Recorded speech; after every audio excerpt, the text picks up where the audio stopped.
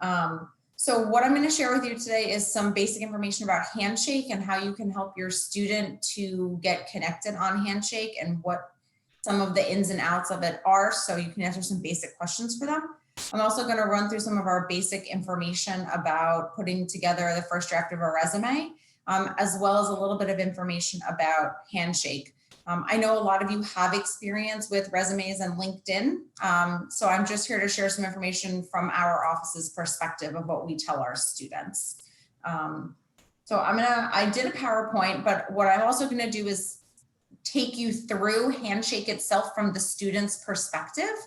And then, so I did put together a PowerPoint with Handshake, because what I'll do is I will save the PowerPoint and Debbie can send it to you, but I do want to show you Handshake from what the student sees when they log in so that you can see it firsthand. So I'm going to do that. So let me share my screen so you can all see what I'm doing. While you are pulling that up, Jenny, I just want to mention I am recording this session, and I just wanted to make sure everyone knew that. Thank you. Okay, Deb, can you see my screen? Yeah. Okay, so what the easiest way for our students to get to their Handshake account, which the majority of them will already have by the time you see them, because our students in the mentoring program do have to be sophomores, juniors, and seniors. The only way they would not have a Handshake profile at that point is if they are a transfer student in their first semester. Sometimes there's a little bit of a hiccup, and at the beginning of a semester, they might not have an account. That's for us to worry about.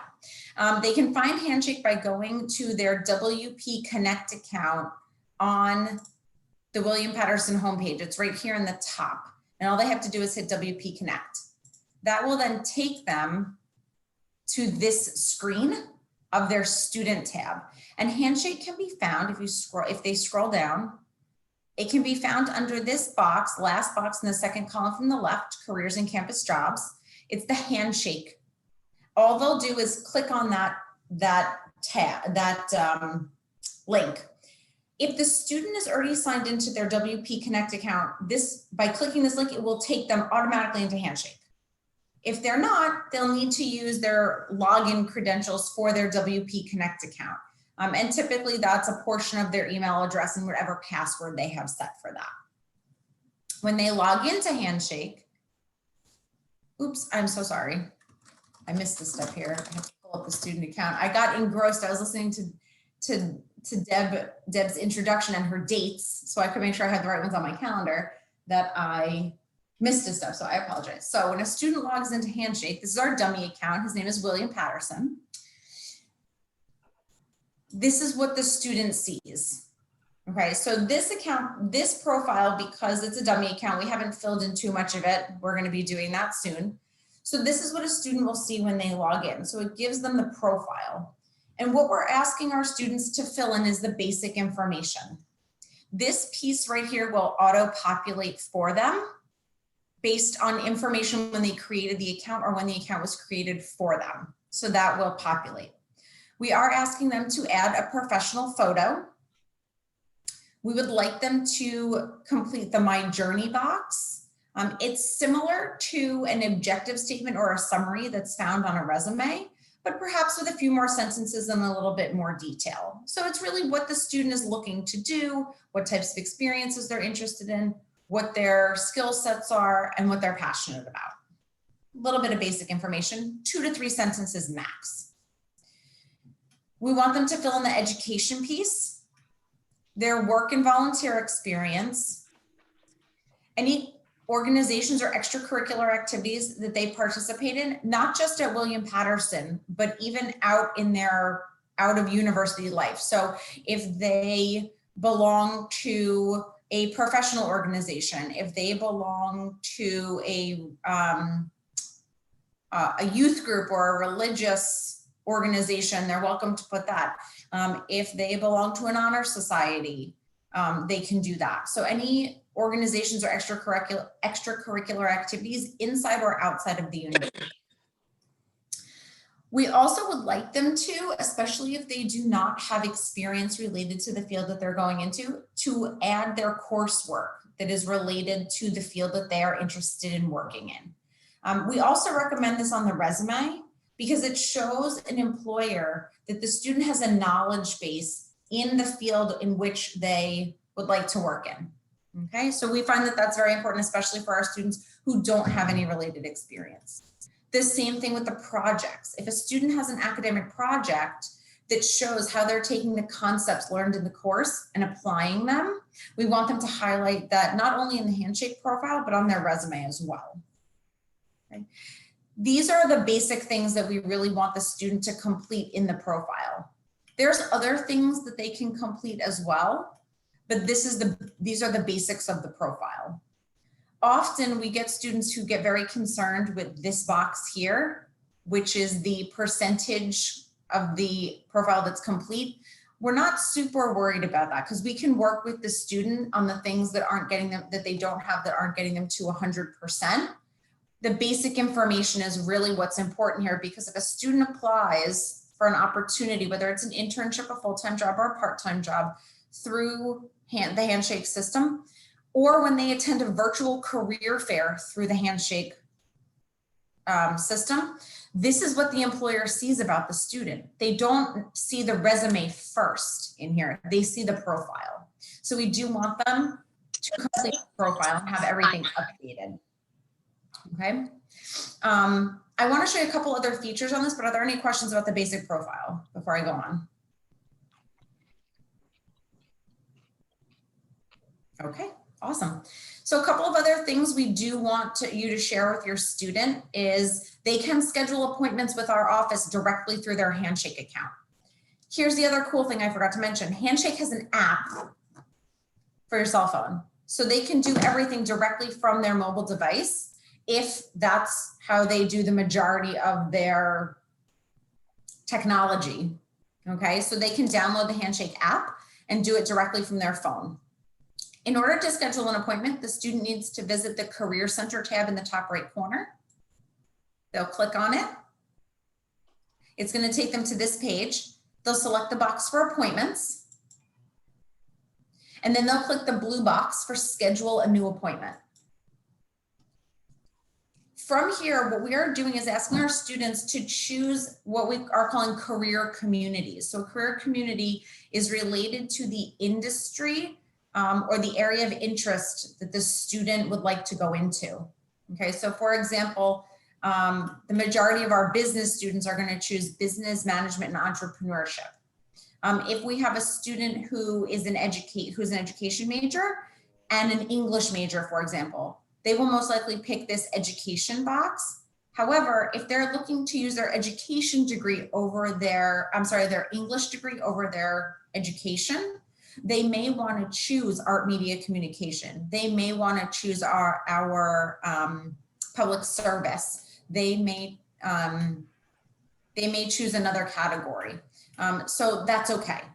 So they'll pick their career community, and it does suggest some majors here for which go with which career community. So they'll pick the career community.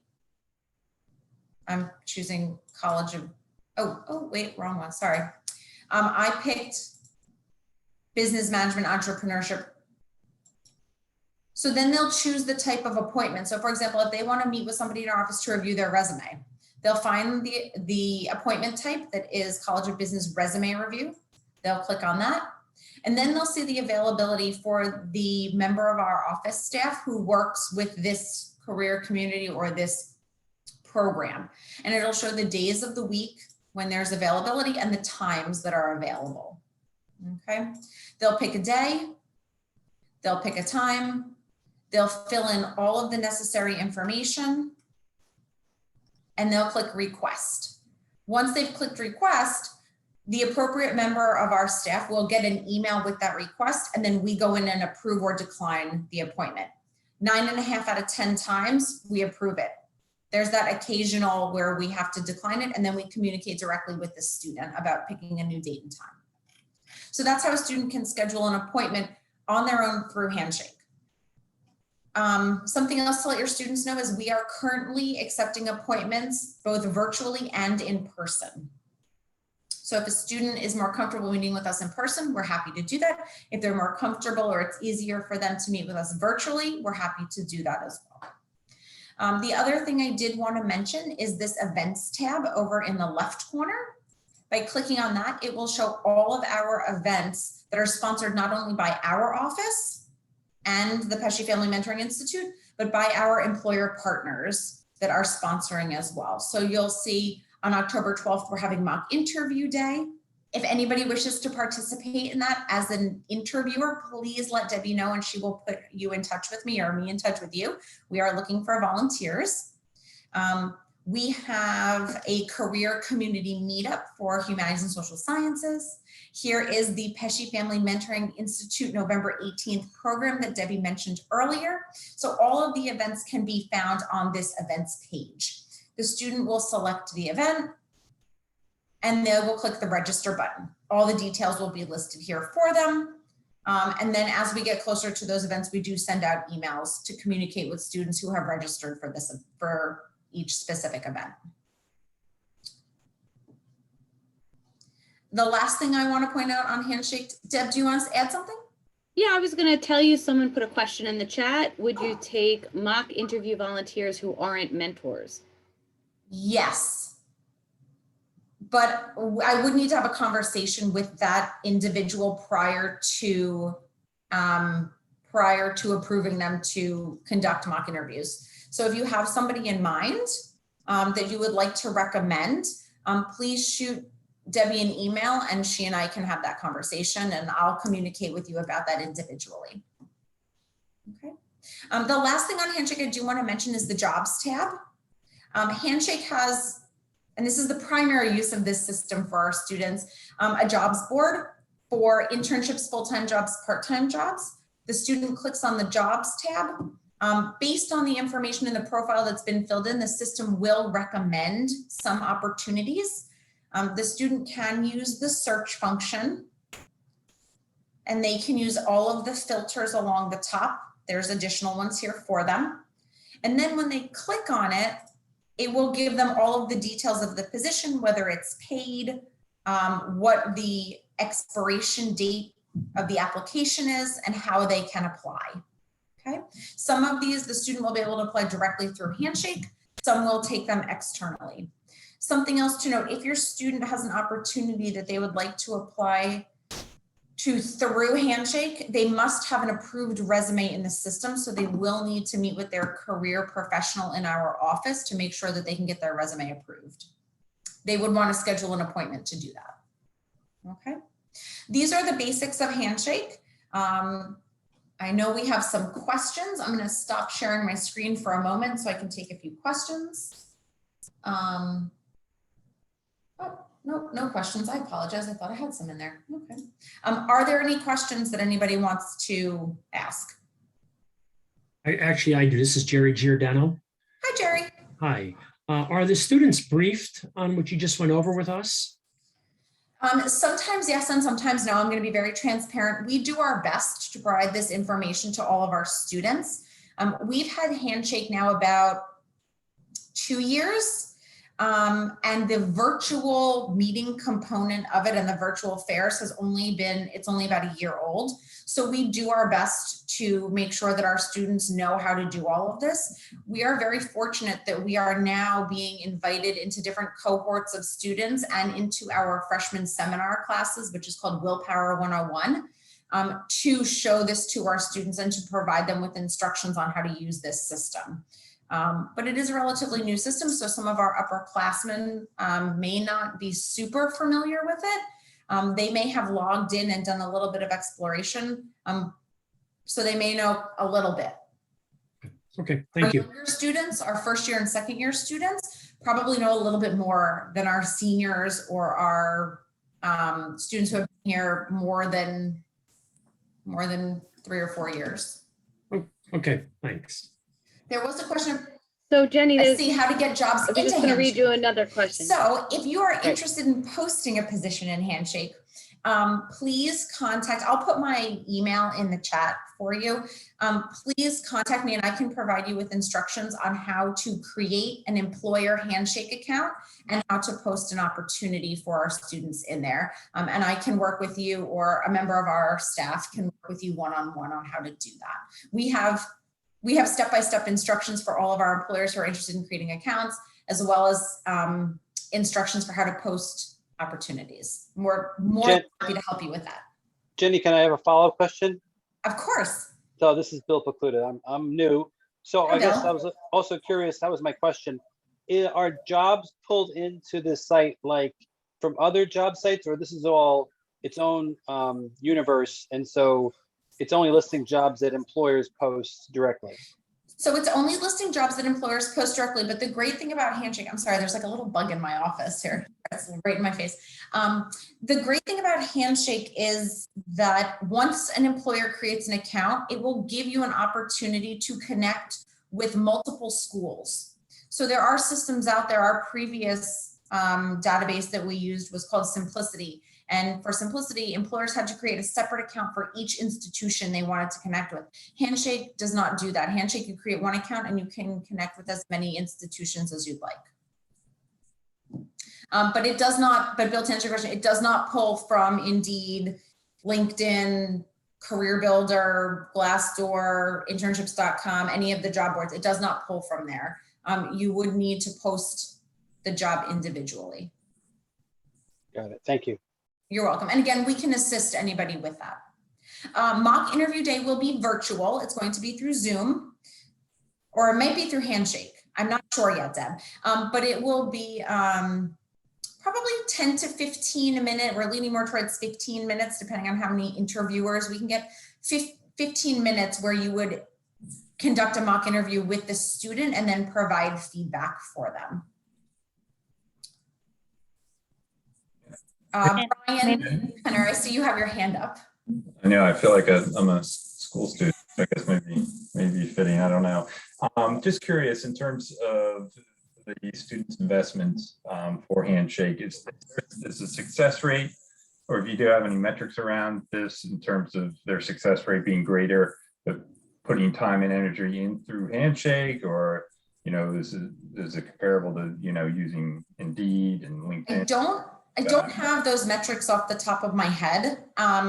It's something we could look into. We'd probably have to pull a report. Our thing with our students, I'll be very transparent with you all, is that when a student gets an internship or a job, so if it's an internship that is not for credit, or if it is a job, they are not obligated to report that to us. We hope that they would, but they aren't obligated to. So we don't always know how successful Handshake is for our students, because we don't always know if the student gets the opportunity through Handshake because they may not report it to us. So I'm not sure. I would like, though, in terms of our outcomes data, fun fact is that 97% of students who participated in the Pesci Family Mentoring Institute for the class of 2020, Deb? Yes. 97% of them had an outcome leaving William Patterson. So a job or moving on to graduate school, 97% of Pesci mentees. And that's fantastic. So those of you who are seasoned mentors, part of that is attributed to you and your work with your students. So thank you. But in terms of how successful Handshake is for our students, I don't have those metrics for you, Brian. I'm sorry. No worries. You guys, So Jenny, keep saying seasoned mentors. What are you trying Those to of you who have been with us, those of you who are not new this year. Oh, okay. Sorry, Carl, you're one of them. Those of you who are not brand new. Carl, I don't know you, but it's people with gray beards, basically. Kidding, totally kidding.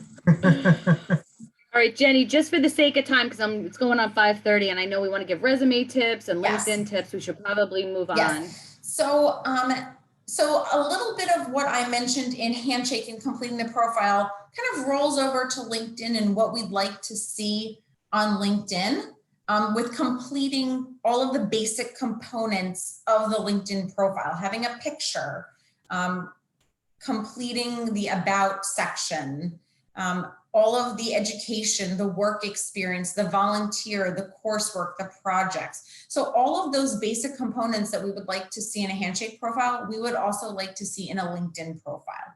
And I'll go into a little bit more detail with LinkedIn in a minute, because I do want to talk about resumes, because what I always recommend to students is let's get the resume done first, because then they can copy and paste out of the resume into the LinkedIn profile, and it makes it a bit easier for them. And that's usually what I advise my students to do. So I am gonna pull up the PowerPoint now that I created, because I do wanna show you a couple of things about resumes that I really recommend to my students. And I will say this, and we tell our students all the time, there is no one correct way to write a resume. So I always say keep that in mind, but these are some of the things that we, from our office, that how we advise our students to begin to put together their resume.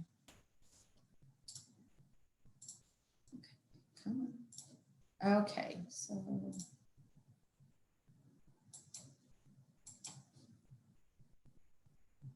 Is this gonna work? Okay, Deb, can you see my PowerPoint? Yes, but you might have two screens up.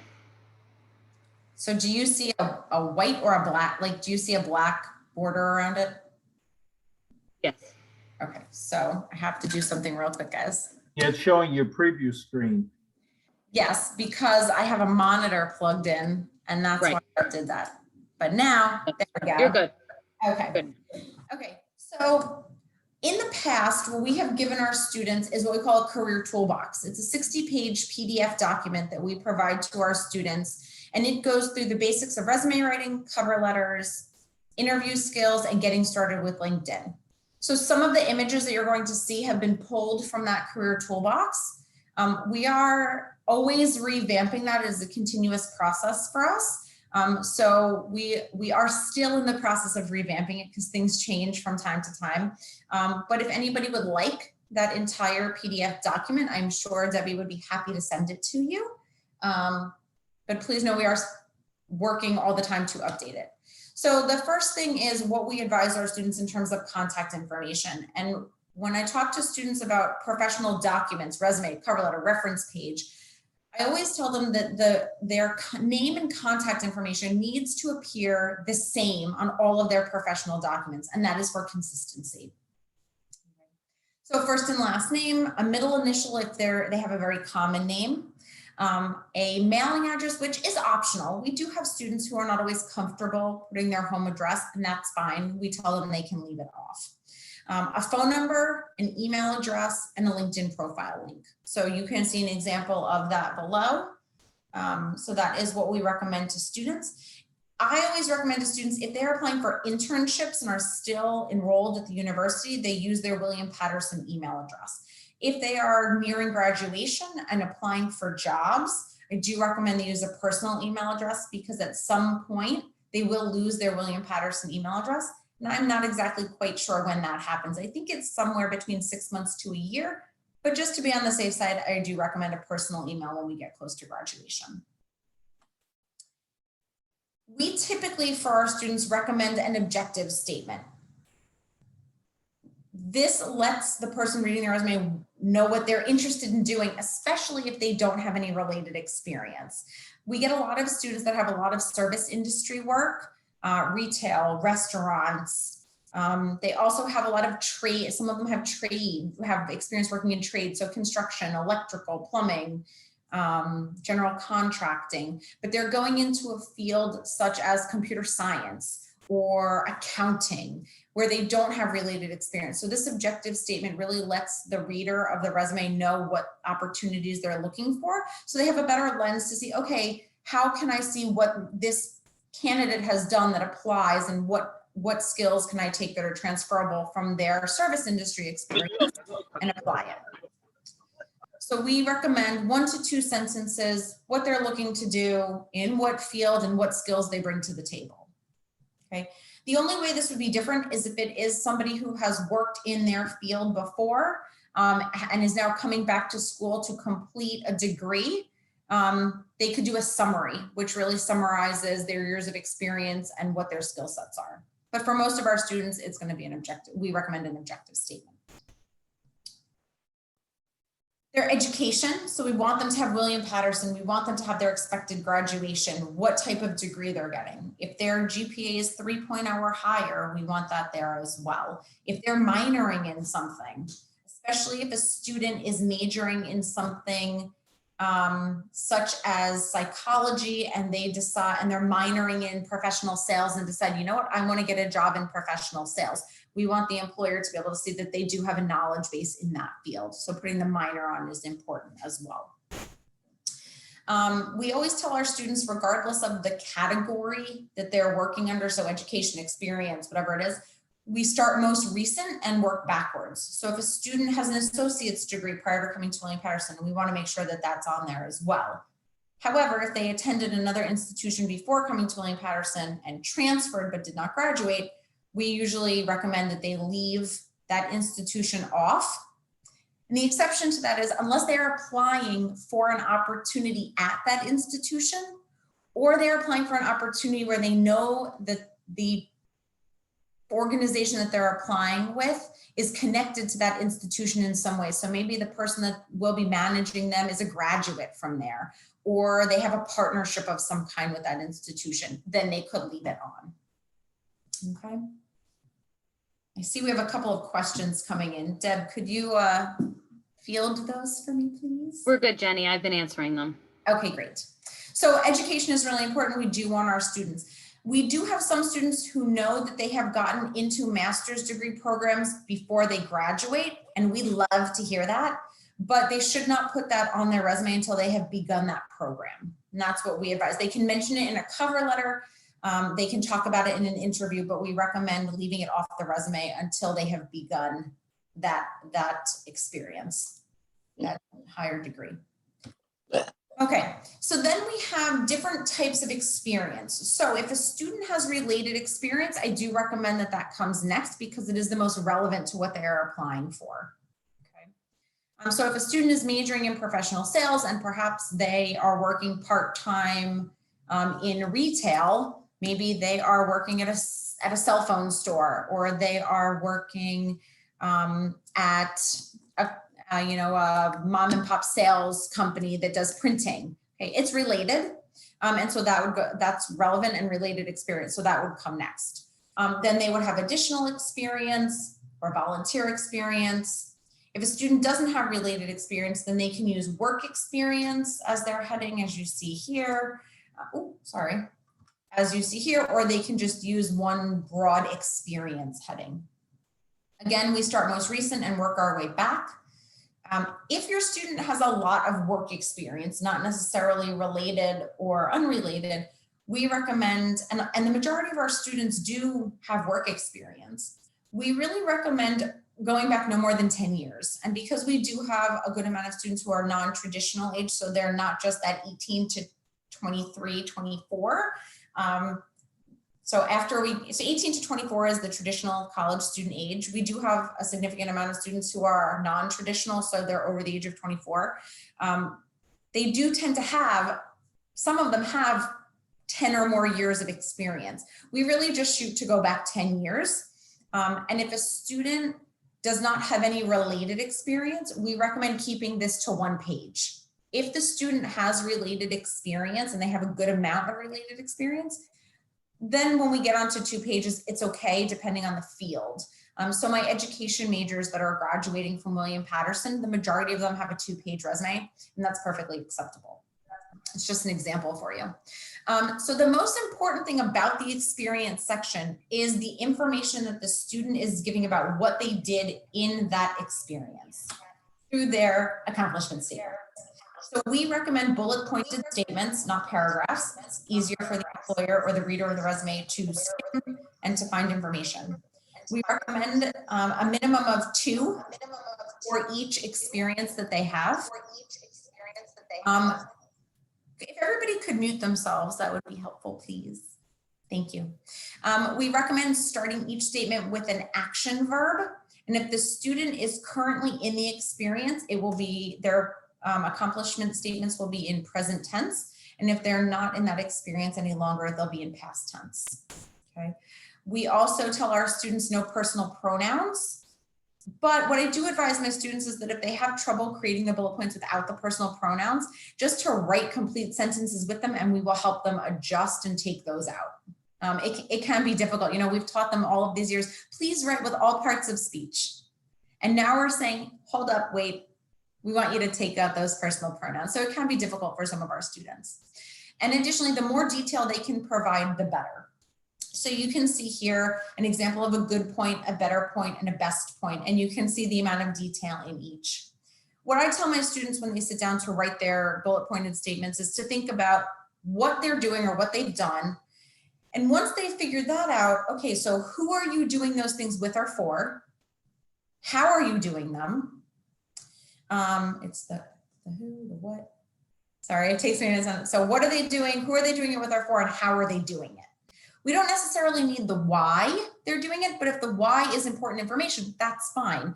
But it's those three questions. What are you doing? Who are you doing it with or for? And how are you doing it? That's going to give us the most detail. Okay. Anytime they can quantify something, fantastic. We want them to quantify, but they shouldn't force that. And it doesn't need to be for every bullet point. Okay. So those are kind of the basics of our accomplishment statements. We really want them to be task oriented and accomplishment focused. Okay, so I often get students who will write me bullet points about what the company is, the organization that they worked for and what the company is. And I go back to them and say, I don't want to know what the company is about. I can Google that. I want to know what you did or what you're doing there. I want to know how you are contributing to an organization. Okay. And I also tell them that if it's unrelated experience, we want to focus on transferable skills. So things like leadership, teamwork, time management, problem solving, critical thinking, attention to detail, public speaking, written and verbal communication. All of these are transferable skills. And we have learned from our employers through what's called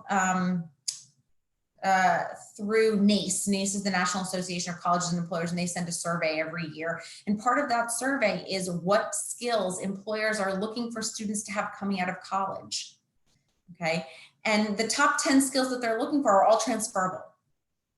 And they are things like the ability to prioritize, written communication skills, verbal communication skills. So knowing how to have conversations. A lot of our students, this is their primary means of communication these days, these cell phones. They need to be able to have a conversation. They need to be able to know how to pick up the telephone and speak to people. They need to be able to sit, whether it's through a Zoom, they're still face-to-face. They need to be able to have a conversation. The ability to work in teams is another big one. Critical thinking. Okay, those are just a few from the NACE survey. But we really want our students in their unrelated experience to stress those transferable skills. Okay. This is just a sample resume that I provide in presentations that I do that shows kind of our general formatting. This is not the only format. The biggest thing with formatting that we tell our students is to stay away from templates. So when they go on Microsoft Word and they click on a template or they go online and download a template, we tell them not to do that. It makes it difficult to edit. It makes it difficult to add in some of these additional headings. It makes it difficult for our office to edit, to help them edit. Sometimes depending on how they download, the formatting gets a little funky. So we tell them to start with a blank Word document and type all of their information into the document. And if they have trouble with the formatting, we are happy to help them. But this is just one sample of formatting that we provide to our students. Are there any questions about the resume? I saw my chat box going off up here. Deb, is there anything I need to answer? No, I think you're good. I've been answering the questions as they've been coming in. Anything resume specific for anyone? No? Okay. And anybody else, I know you're doing a lot of resumes yourself. If you have anything you want to add, feel free. Yes, please. I'm not the expert. I know a lot about this, but I by no means am the expert. So if you have additional things you would like to add, please feel free.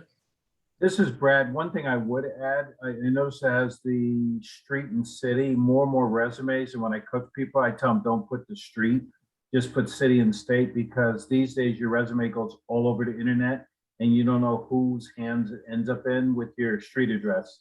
So I coach students, just put city and state. Yeah, so we tell students that it's really their comfort level, but if that's what you would like to share with your student, we have no objection to that. We by no means, and even if they want to leave off their address entirely, and they're just more comfortable with a phone number and an email address and a LinkedIn profile, that's fine too. We have no objection to that. Are there any, thank you, Brad, for sharing. I appreciate that. Someone else says, oh, Janice says they do that as well. No address. Okay. Okay, fantastic. Thank you. All right. Okay. 5:45. Jenny, you want to move on to LinkedIn? Yes, just a couple quick things about LinkedIn, because I did mention, so for students, when they do their LinkedIn profile, I'm going to show you these links in just one second. We really want them to complete all the basic pieces of the LinkedIn profile. And I always find it easier to tell my students, once you've gotten those bullet points done in your resume, copy and paste them right into your LinkedIn profile. They could do the opposite. They could do the LinkedIn profile first and then copy and paste into the resume. I don't usually, just the way that our office usually interacts with students, the resume usually ends up coming first. So that's why we tell them that. I did want to share that we provide our students with what's called our LinkedIn Resource Hub. This is on the Career Development website, and this is everything that we share with our students regarding LinkedIn. This is a fantastic resource. Again, I'm going to send this PowerPoint. I'm going to save it as a PDF and send it to Deb, and she can pass it along. I will also, Deb, I can send you the toolbox as well, because some of the LinkedIn resources are also in the toolbox. So this provides our students with everything they need to know about LinkedIn at this particular point. So there's a little video for them about what exactly LinkedIn is, if they don't already know. When I meet with students, I tend to tell my students that LinkedIn is the professional version of Facebook. And I'm kind of dating myself because a lot of our students don't even use Facebook anymore. Facebook actually came to life when I was in college. So now I think it's funny that college students don't use it as much anymore. So a little video, Deb, we need to adjust this video. That no longer works. How they can schedule with our office. We do meet with students regarding their LinkedIn profiles. We will review that with them. Here are our student LinkedIn resources. So this link will take them directly to LinkedIn. I'm not going to click on it because all it does is take us to my LinkedIn profile, which does not help us in this moment. But if a student does not have LinkedIn, this will take them directly to linkedin.com. We also have a LinkedIn profile checklist for college students and one specifically for first-year students, which is most likely not what your students are going to need. But this LinkedIn profile checklist is going to share with the student everything that a college student, everything that they should have in their profile. And this is what we share with our students when we sit down to work with them on their LinkedIn profile. So we share this checklist with them and we go through this with them as well, so that they have this. And that was the other link that you saw in the PowerPoint presentation. Additionally, on the hub, there are some links of how to build how to build a great profile, how to network using LinkedIn, and a couple of other videos, including a LinkedIn alumni tool. And we were also very fortunate, was it last year, Deb, or the year before? Last year, to have one of our mentors, Ken Lang, who did a presentation for us on LinkedIn basics that we recorded, and we have that here as well. So LinkedIn, I do advise students use the checklist. It will walk them through everything they need to know about putting the profile together. And that's really where we start with the students, is building the profile. And then we do walk them through how to connect with folks. And we do recommend starting with their mentor. We recommend starting with members of our office, their faculty, their family members. And that's where we recommend starting. We walk them through the jobs board. We walk them through the other ins and outs of this when we meet with them. But what we're looking for assistance with is really getting them started with the profile, creating the account and building the profile. So we do appreciate any assistance that you all can give us with having your mentees create their Handshake profile and utilize Handshake, and then begin to create and build their LinkedIn profile as well. Are there any questions? Jenny, Yes. there is a question in here.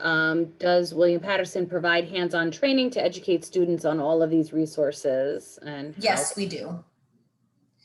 Students can request a variety of appointment types with our office. One of them is a LinkedIn profile appointment. One is a handshake tutorial.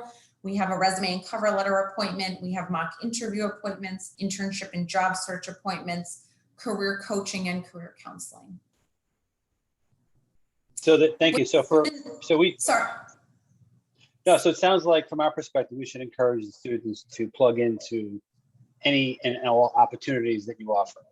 Yes, please. That would be fantastic.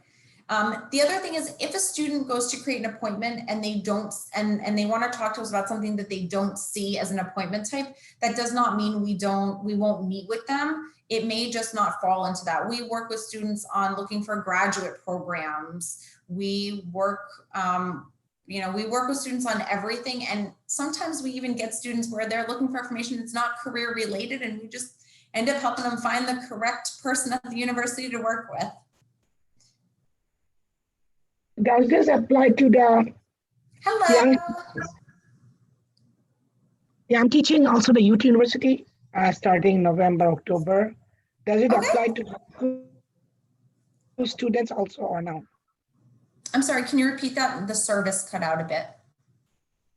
Yeah, I am teaching the youth university starting next month. And the high school students that are going to college, going to attend in data science, data literacy and all that. There's an opportunity and no. It's part of the continuing education, I guess. So in order for a student to have a handshake account, they have to be a registered student or an alum. So they have to be registered for courses at the university or have received a degree from William Patterson to be able to use Handshake. So if they're a high school student who is enrolled at the university taking college coursework, as long as they are registered at the university and have a William Patterson University email address, then yes, they can create a Handshake account. Well, good to know that. All right, thank you. Yep. Are there any other questions? I know I see. So I have one question, but Sure. I think it was partially answered. So regarding the appointments, would you suggest that the student, they connect with you before we get a chance to create the profile with them or create the resume with them, or is it afterwards? So for you to review and approve? I would say it can go either way. If a student doesn't know how to get started with Handshake, if you are comfortable helping them, you're more than welcome to. Same thing with LinkedIn. If you're comfortable doing that, please feel free, and then they can contact us kind of to review it with them. Same thing with a resume. If you think it's best for them to meet with us first, we are happy to meet with them first. It really is what works for you and your student. And I'll add to that just a little bit. I think most of the time, the mentors meet with the students first. They talk about the students' goals, and they take a look at the resume that they currently have.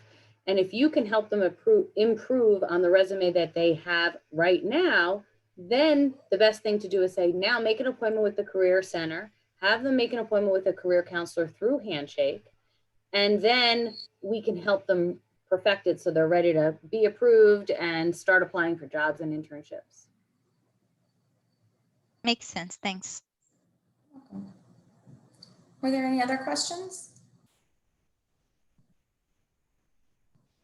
So I know that Deb wanted to leave some time for all of you to share anything about your experience with resumes, LinkedIn, or if your mentee from your current mentees have shared anything about Handshake with you that you wanted to share. So I'm going to mute myself and open it up for anybody who would like to share their own experiences or has comments. I'm going to mute myself and I will open it up to the group. Thank you so much, Jenny. I really appreciate your participation with us today, and that was a great presentation.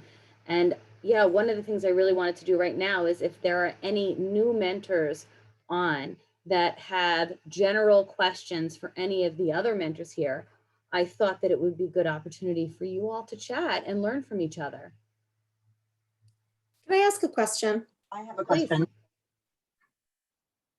Sure. Stacey, go ahead. Who? Me? Stacy, why don't you start? And then I saw Liz had a question too. Okay, thank you. So my question, and this might have been answered, I apologize. So if my previous mentees have graduated, but are still in the early part of their career, at what point can recent graduates utilize Handshake through William Patterson? So thank you for asking. So alum from any year can use Handshake. We have a grad on from 1983. Great.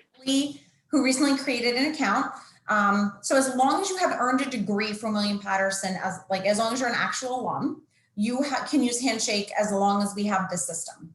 And then usually what happens is you're invited or rolled over if we get a new system, which is what happened about 2 years ago with our previous system. So any services on Handshake, so using the jobs board, they can come to events as alum, they can put their resume in there to be reviewed by our office. Students, when they graduate, get 1 year of in-person services with our office after graduation. And it usually ends up being about 15 months. It usually carries through. So anyone who graduated in May of 2021 will most likely have in-person services through August of 2022, because we don't really just cut them off at 12 months. We usually let them have the previous, we let them have a little wiggle room on that.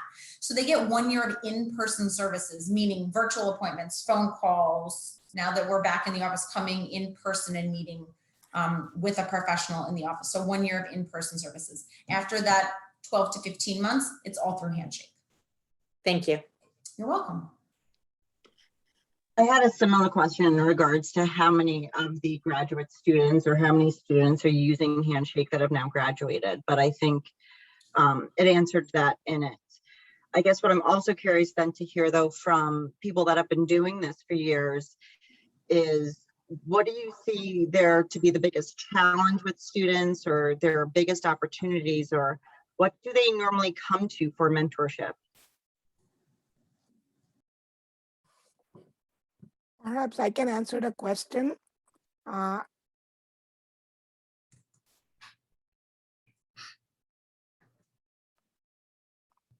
Oops. I think she cut out.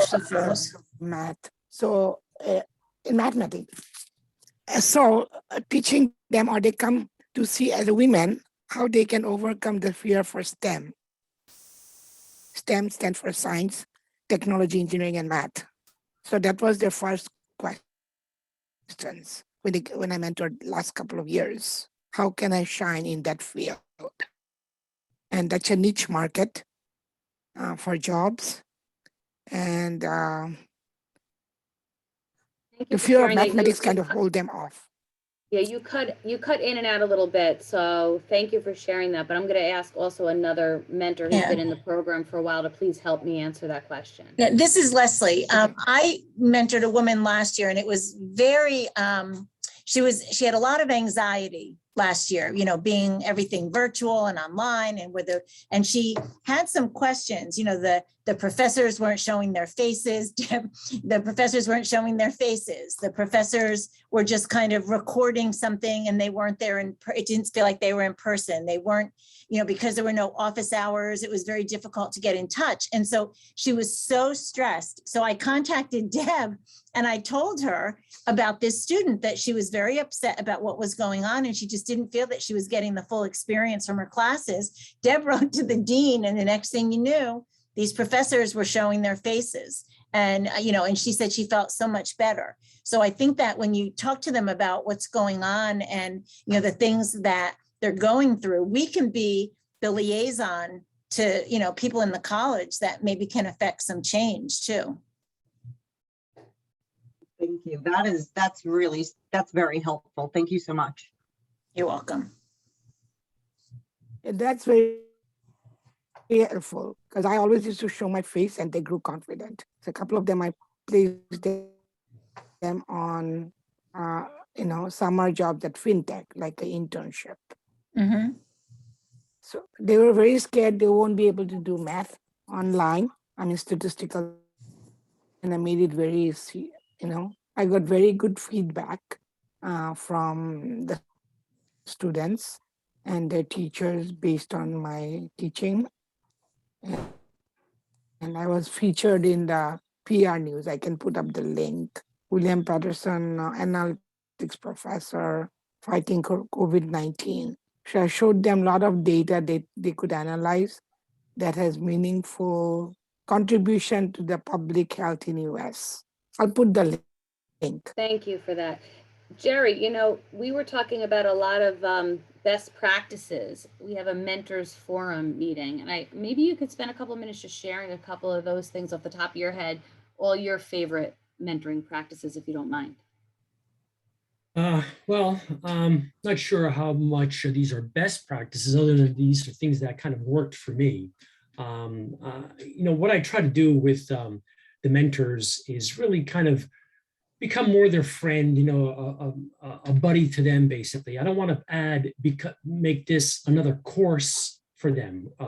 So basically, I start out basically saying to them, what is it that you expect to get out of this? You know, what was your, what were your intentions for getting into this program, number one? And then I kind of have them tell me, what is it that they want to see from me? How can I help them? You know, how often do they want to meet? How do they want to meet, whether it's via Zoom, in person, FaceTime, whatever works for them. Because I want to try to gather up, I don't want to make myself kind of put them in a subordinate kind of a role. I want to be more one-on-one with them. So just kind of share with them what have my background with them, kind of talk about what I've been exposed to, and if there's any areas that you think I may be able to help, to let me know. And it seemed like it's worked for me over the years. I've been mentoring now for a few years, and you know, the different mentors, I still stay in touch with some of them to this day. In fact, one just reached out to me a couple of weeks ago telling me about a job change that he had, for instance, just really letting me know what's happening. The one I'm mentoring now doesn't really know what area he wants to get into. We just spoke actually last week, and you know, he is thinking about law enforcement because he took the civil service exam and he passed it, and he got some feedback on that. So I try to just to really incorporate what they're looking for with what contacts that I have. And I've found that one of the things I've always tell them is that you don't know who I know. So, you know, we've talked about LinkedIn and the LinkedIn with me, and then you'll see all of my contacts and who they are. And it's all about networking. So I kind of emphasize networking as being a major tool, and just trying to understand what their needs are and just kind of be there for them. Even though we try to fill out, or I should say, try to file some type of a curriculum per se, in terms of the expectations, but we really work as to what works best for them.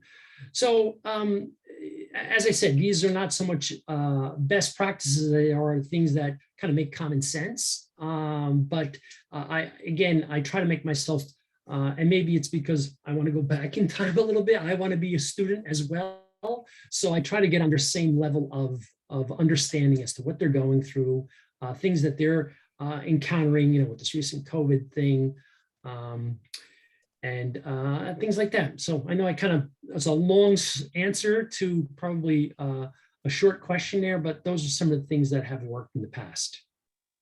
I really appreciate you sharing all that, Jerry. Thank you so much. And I know it's getting late. It's 6 o'clock. Jenny, I want to thank you so much for sharing your expertise with all of us. I know we all appreciated it so much, and I'm sure learned a lot. So anybody that needs to go, feel free. And if anybody else has any questions, I'm sure a few of us can stay on and answer them. But thanks again, Jenny, and have a great night to those of you that are leaving. Thanks, Deb. I did put my name and email in the chat for anybody who has questions, or if anybody does want to volunteer for a mock interview day. We're also having Resumania, which is a resume critique event virtually as well, and that's on October 7th from 12 to 2. So if anybody wants to volunteer for that, please let us know. And it was nice to meet all of you, and thank you.